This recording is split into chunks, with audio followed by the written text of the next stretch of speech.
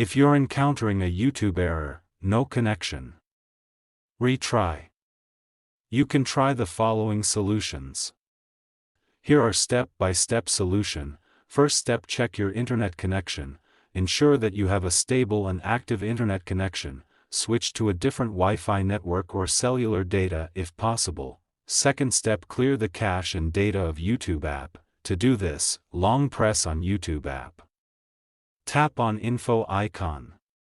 And find Storage, then tap on Clear Cache. And tap on Clear Data, confirm to clear it, then go back and find Permission. Allow all the permissions. Check if your problem have solved or not. Fourth step, update the YouTube app. To do this, tap on Play Store or App Store. Search for YouTube. Check if there is update, so update it. Fifth step, restart your device. Reboot your phone or device to refresh its settings. To do this, long press on device's power button.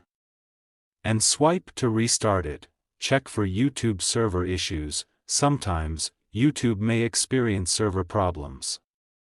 You can check the status of YouTube servers on websites like Down Detector. If none of these solutions work, the issue may be on YouTube's end, and you may need to wait for them to resolve it.